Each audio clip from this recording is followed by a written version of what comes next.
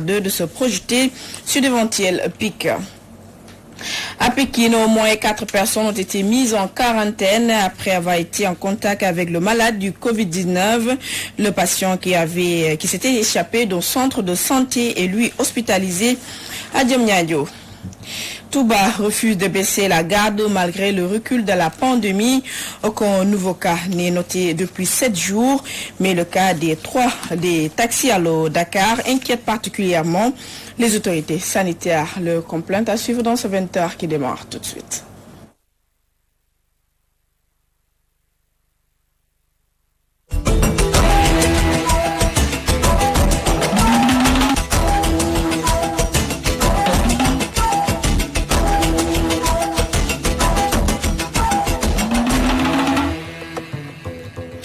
Situation de la pandémie du coronavirus 2 avril. Les ministres de la Santé précisent que sur 127 tests effectués, 5 sont revenus positifs. Il s'agit de 2 cas importés et 3 cas de contact.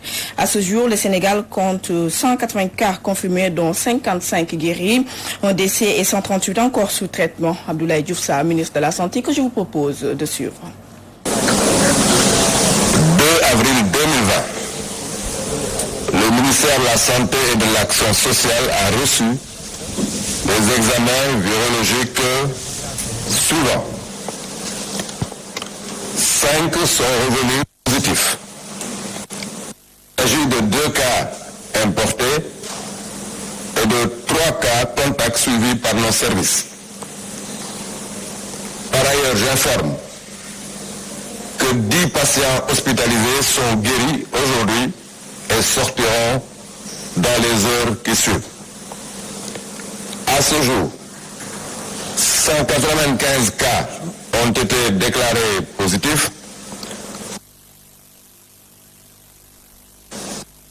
Malheureusement, ont évacué. Donc, on a 138 patients à ce jour en traitement. Le ministère de la Santé et de l'Action sociale renouvelle à la population son appel au respect strict des recommandations et de toutes les mesures de prévention individuelle collective. Le professeur Moussa Seydi s'est aussi prononcé sur l'utilisation du chloroquine. Le chef du service des maladies infectieuses de l'hôpital de Fann affirme que les patients qui sont sous ce traitement guérissent plus vite. Voici le professeur Moussa Seydi avec nos confrères de la RTS. À l'heure actuelle, il a hospitalisé 195 cas de Covid-19 et parmi ces cas, 55 sont guéris et 138 sont sous traitement. Les patients sous traitement, notamment sous traitement spécifique, tels que l'hydroxychloroquine, guérissent plus vite. Nous l'avons constaté. Mais comme j'ai eu à le dire, en matière de science, la constatation seule ne suffit pas. Il faut faire des recherches poussées avant de valider une attitude. Mais les résultats que nous avons constatés nous rassurent et rassurent toute mon équipe et nous allons continuer dans ce sens. Nous allons même mieux, dans les jours à venir, y associer de l'azithromycine, ce qui devrait nous permettre d'avoir de meilleurs résultats. Et puis le docteur Abdoulaye Bousso, directeur du Centre des opérations d'urgence sanitaire, largement revenu sur la situation. Il révèle que 40% des contaminations sont des cas importés, 56% des cas contacts et 4% sont issus des cas communautaires. Pour ce qui est relatif à l'âge de la blouse blanche, affirme que les personnes âgées de 25 ans à 60 ans représentent 64% des patients. Voici docteur Abdoulaye Bousso que je vous propose également de suivre. Nous avons 2888 contacts depuis le début et sur ces 2800, 1037 sont sortis du suivi. Donc aujourd'hui, nous avons 1851 personnes qui sont en train d'être suivies. Certains sont déjà confinés dans des hôtels et c'est extrêmement important cette proportion de contacts à suivre parce que si on arrive à maîtriser l'ensemble des contacts, de faire de telle sorte que si elles tombent malades, ils sont dans un environnement déjà confiné, protégé, ça nous permettra de pouvoir maîtriser cette épidémie. Et les deux districts ouverts sont le district ouest et sud de la région de Dakar, accueilli en ce moment la moitié des cas de Covid-19 au Sénégal. C'est ce que révèle Dr Ousmane Gueye du SNEPS. Il évoque la présence de beaucoup d'étrangers dans cette zone de la capitale, mais il rassure que cela ne constitue pas une menace si les populations suivent les recommandations. Voici Dr Ousmane Gueye au téléphone avec Moussa Sen.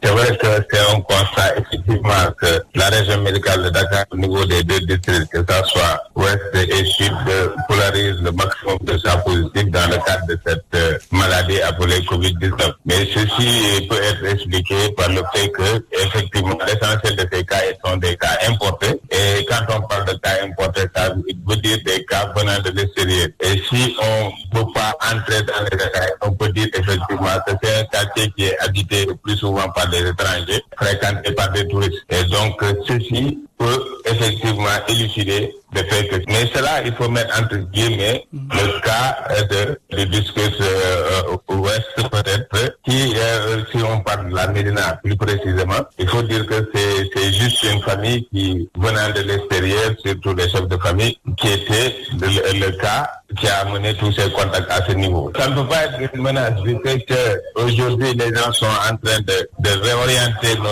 nos interventions à ce niveau. Et également, la population, les relais communautaires, eux tous pensent effectivement qu'il faut mettre le maximum dans ces zones pour endiguer. Et donc, je ne pense pas que ça soit une menace. Certes, ça va ralentir un peu l'activité économique de la zone, mais quand même avec les interventions et les directives du président de la République et les mesures d'hygiène, si vraiment ces deux piliers sont respectés par les populations, je pense que très rapidement, on peut circonscrire le phénomène. Et à Touba, la pandémie marche à reculons. Depuis 7 jours, aucun cas positif n'a été déclaré, un cas guéri annoncé. Toutefois, le médecin-chef de région craint le retour du coronavirus dans la zone, avec les taxis qui continuent de faire la navette dans les régions infectées. Voici Dr Mamoudou Dian. Il s'est tenu avec Mamoudou Matarsar. À ce jour, nous avons 9 malades hospitalisés et donc 10 ont été guéris et sortis. Et donc à Touba, il ne reste que 9 malades hospitalisés. Depuis le 26 mars, nous n'avons pas eu de cas positifs. Et tous les contacts suspects ont été investigués. Pour certains, on a fait des analyses et les analyses se sont révélées négatives. Donc aujourd'hui, la situation est pour le moment stable, grâce en tout cas à l'engagement de tous les acteurs. Maintenant, ce que nous craignons, c'est que des cas importés nous viennent d'autres régions. Et actuellement, ce qu'on déplore, c'est le va-et-vient incessant des véhicules entre Touba et certaines villes où on note actuellement une recrudescence de l'épidémie. Donc il faut signaler même le cas des taxis qu'on appelle Allo Dakar, qui font la navette régulièrement et qui vraiment bravent ces interdictions et risquent de nous amener ici des cas importés. Donc nous demandons en tout cas aux autorités religieuses, aux autorités en tout cas administratives, de renforcer en tout cas les interdictions pour surtout le contrôle pour éviter que des cas soient importés aux autres régions pour en tout cas venir infester Touba. Pour le moment, nous avons renforcé la surveillance épidémiologique. Nous avons renforcé aussi la recherche active des cas pour vraiment dépister tout cas suspect et essayer de le confirmer ou de l'infirmer. Donc voilà un peu la situation à Touba. Aujourd'hui, la menace, ce n'est plus les Modou qui viennent d'Italie ou des autres pays d'Europe, mais la menace, c'est actuellement ces véhicules qui font la navette entre Touba et les autres localités et qui risquent vraiment d'enflammer encore la ville de Touba. Donc nous appelons à la responsabilité, nous appelons à plus de vigilance, nous appelons en tout cas au respect des mesures qui ont été prises par l'autorité. Lutte contre la propagation du Covid-19, la municipalité de Dieuppeul-Derklé s'y met. Elle a décidé de fermer le marché Castor pour une durée de 6 jours, une mesure magnifiée par les commerçants du marché. Qui a reportage Mamoudi Abigassama. Pour lutter contre le Covid-19, le marché Castor ferme ses portes à partir de ce mercredi 1er avril jusqu'au 6 avril. Telle est la décision du maire de Dieuppeul-Derklé, Cheikh Gueye. Une initiative saluée par les commerçants. Toutefois, ils ne cachent pas leurs angoisses. C'est important pour la société parce qu'on voit là que dans le monde entier, le coronavirus fait beaucoup de gravité. Alors la décision du maire, c'est très bon, mais aussi, d'une part, c'est négatif pour nous parce qu'on va perdre beaucoup de choses. On a une famille à nourrir, on a des loyers, des appartements à payer. Je vais dire au gouvernement et au maire de Dieuppeul, c'est de nous aider dans tous les cas et faire toutes les façons pour nous aider parce qu'on va souffrir tellement si on ne va pas nous aider. C'est une bonne décision, mais ça sera très difficile car il y a des gens qui assurent leurs dépenses de jour en jour. Donc, rester 6 jours sans achat ou commerce sera très difficile. Nous demandons le maire de Dieuppeul de nous laisser exercer notre travail à partir de 6 heures jusqu'à 13 heures. C'est mieux. Michel, venu faire des achats, se prononce sur cette décision du maire de Dieuppeul. C'est une décision à saluer car le coronavirus tue et nous invitons l'État à accompagner et appuyer les commerçants. Après marché Castor, nous nous sommes rendus à la mairie de Dieuppeul-Derklé où le maire Cheikh Gueye revient sur le pourquoi il baisse les rideaux du marché Castor. Depuis l'information selon laquelle il y avait un premier cas de test positif dans notre pays, nous avons pris l'initiative d'aller au marché Castor avec l'équipe médicale de Gaspard Camara pour faire dans la sensibilisation, dans la prévention, avec les mesures d'hygiène. Nous sommes aussi retournés au marché en leur remettant des ouvrages de lavage à main qui devaient implanter tout autour du marché. Nous leur avons suggéré aussi de chercher des masques. Et au regard de toutes ces mesures, nous avons vu que la situation n'avait pas changé. Malgré ces différentes mesures, la situation est restée telle qu'elle. Les gens n'ont pas pris conscience véritablement des mesures que nous avons prises et de la situation qui s'aggravait de jour en jour. Constatant tout cela, nous avons pris hier un arrêté portant fermeture du marché de Castor du 1er avril au 6 avril. Ça va nous permettre de nettoyer le marché. Nous-mêmes, nous avons décidé de mettre en place un fonds similaire, mais qui n'aura évidemment pas le même volume, mais un fonds aux alentours de 100 millions par exemple, qui va prendre en charge l'assistance médicale sous forme de prévention, mais aussi de traitement au cas où il y aurait un suspect. Pour éviter la propagation du coronavirus, le maire de Dieuppeul-Derklé, Cheikh Gueye, décide de fermer le marché Castor. Les commerçants qui saluent cette initiative invitent les autorités étatiques à soulager leurs souffrances en cette période de crise sanitaire et économique. Conséquence de l'état d'urgence, les chauffeurs de la ville sainte de Touba dans le dénuement total et pour cause de la cessation de leurs activités. Ils sollicitent l'intervention du président du regroupement des chauffeurs de Touba, Edika, afin d'être indemnisés. Suivant la réaction de leur porte-parole du jour, Modou Mbaye, au micro de Mamadou Matar Sarr.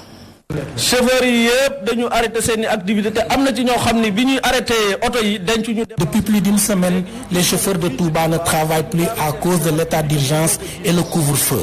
Le président de la République Macky Sall a décidé d'arrêter le transport interurbain.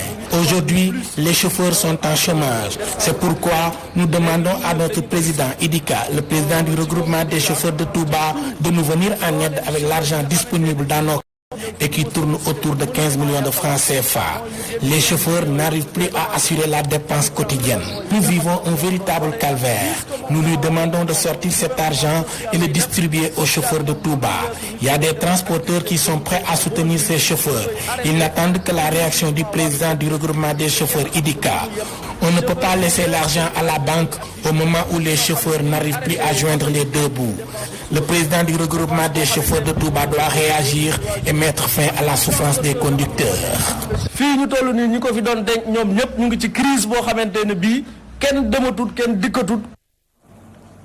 Le prix du baril de pétrole ne cesse de dégringoler pour cause de la pandémie du Covid-19. Les pays producteurs de l'or noir. Fort de ce constat, les chauffeurs de taxi clando et ceux du transport en commun interpellent le chef de l'État Macky Sall pour une réduction du coût de l'électricité et du carburant. Reportage Fabien Diouf.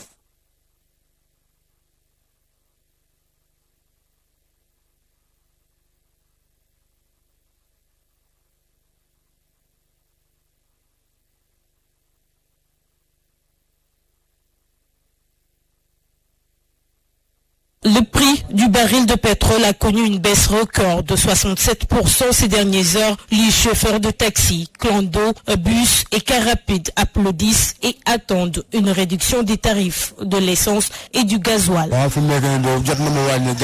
Avec la situation qu'on nous exige de rouler avec un nombre exact de places assises, nous n'avons que 1000 francs par aller et 1000 francs retour et nous faisons des va-et-vient jusqu'à la fin de la journée. Vraiment, si les autres pouvaient nous aider à diminuer le carburant, ce serait mieux. Le métier de transport traverse des difficultés. Nous roulons à longueur de journée sans même avoir de quoi payer le carburant. On n'arrive même pas à trouver quelque chose pour manger. C'est juste qu'on ne peut pas rester à la maison. En plus du carburant, ces pères de famille exigent également une réduction des prix de l'électricité. Le courant et l'électricité, même s'ils n'envisagent pas de diminuer les prix, mais ce sera très difficile de les payer parce qu'actuellement tout est à l'arrêt dans ce pays à cause de ce fléau qu'est le coronavirus. On lui demande de trouver une solution par rapport à cette situation difficile.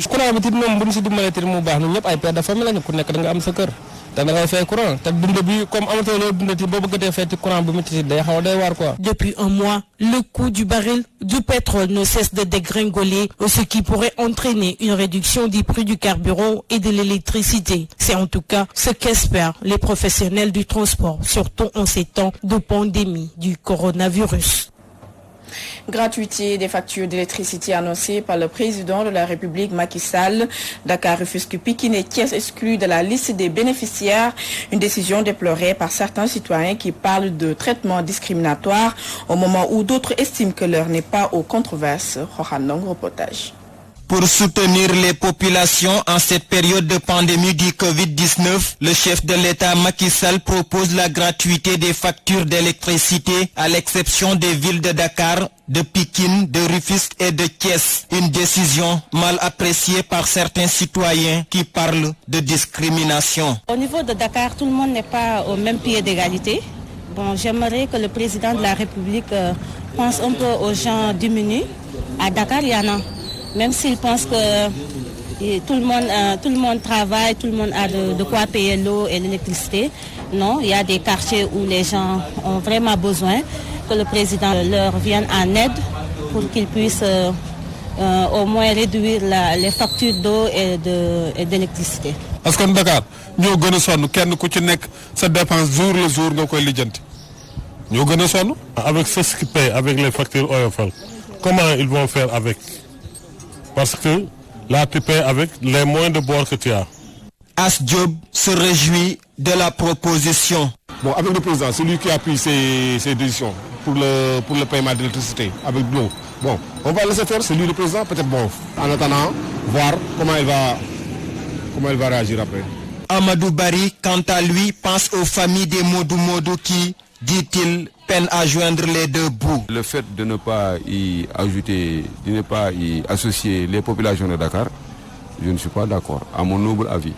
Parce qu'il y a des gens qui vivent au seuil de la pauvreté, bon, des populations très diminuées, surtout les épouses des Modou qui sont très nombreuses ici, les familles des Modou qui sont là-bas, des Modou qui sont confinés dans les pays européens et d'autres pays.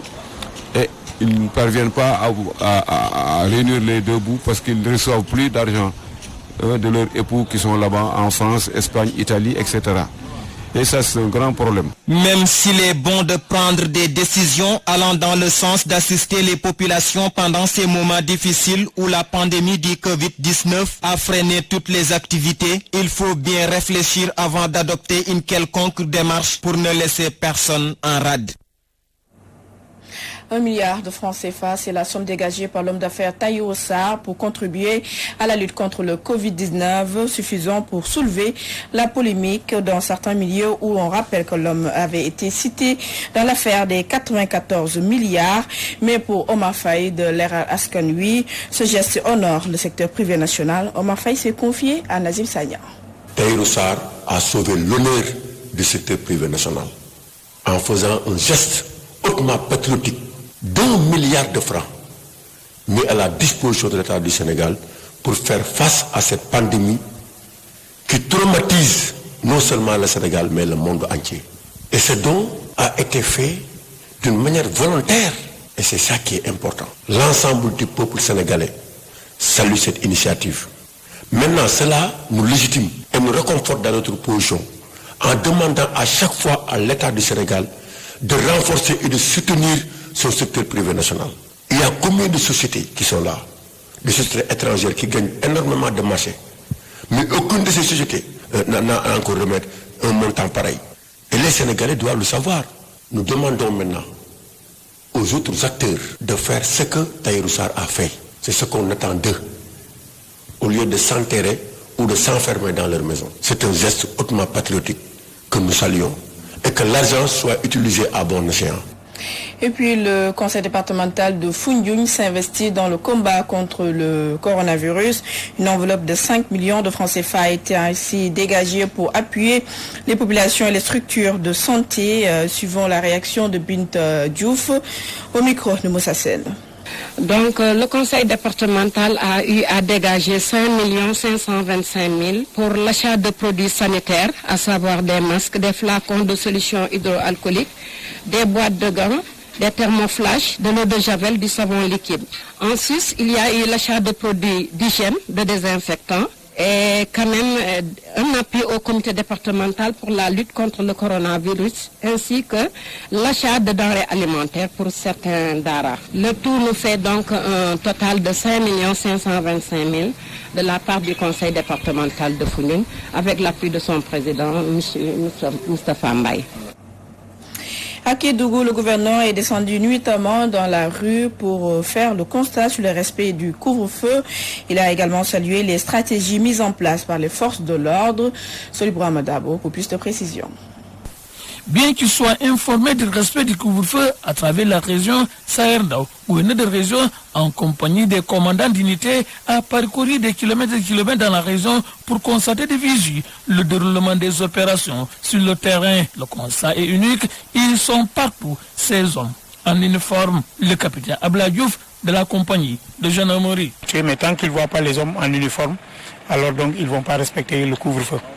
Et maintenant, au-delà de tout, les patrouilles nous permettent donc de procéder à certaines interpellations et personnes mal intentionnées. Satisfait de la stratégie adoptée par ces trois forces, à savoir la police, la gendarmerie et l'armée, Sahel-Dao Kilou, le professionnalisme de ces forces évoque quelques difficultés, mais vite gérées. Effectivement, on a été très satisfait de cette visite parce qu'on a fait le tour au niveau des secteurs de la police, au niveau de la commune. On a aussi fait le tour au niveau du secteur de gendarmerie, mais on a vu que en fait les plans d'opération sont clairement définis et dans le cadre opérationnel, nous avons une complémentarité et une synergie des efforts entre tous les niveaux. Et en même temps qu'on fasse ces patrouilles, la gendarmerie aussi essaie de vérifier, visiter les sites d'orpaillage. L'autre difficulté qu'on avait est que l'armée est venue combler avec les patrouilles en relation avec la gendarmerie, c'est au niveau de la frontière, avec la fermeture des points normalisés. Il y a eu quelques petites passages qui ont été ouverts par les Maliens. Mais heureusement, la gendarmerie a, par le système de patrouille, avec l'armée qui est venue en appoint, on a pu tenir les points de passage avancés qui sont des points non normalisés et ce qui nous permet réellement maintenant de contrôler un peu quand même la frontière. Partout, le même constat, rien ne bouge. À ce titre, le gouverneur salue la compréhension des populations en cette période de guerre contre l'ennemi. Comment? Donc je voudrais vraiment féliciter l'ensemble des forces de défense et de sécurité à travers les commandants d'unité qui sont là. Les remercier donc les populations aussi, tout le monde comprend ce qui se passe. Donc vous avez vu aussi dans la commune de Kédougou, partout où on est passé, les gens sont déjà bien à l'abri et qu'il n'y a personne qui traîne. Pour terminer, le gouverneur souligne que ce résultat positif est dû à la synergie d'action entre les différentes forces de défense et de sécurité. Kédougou, Solibra Madabo, Hassan Sané, pour la radio-télévision Walfadjri. Et c'est la fin de ce journal que j'ai eu le plaisir de vous présenter. Retrouvez Hassan Gueye pour le journal du week-end. Bonne suite des programmes sur Wolf TV. Au revoir.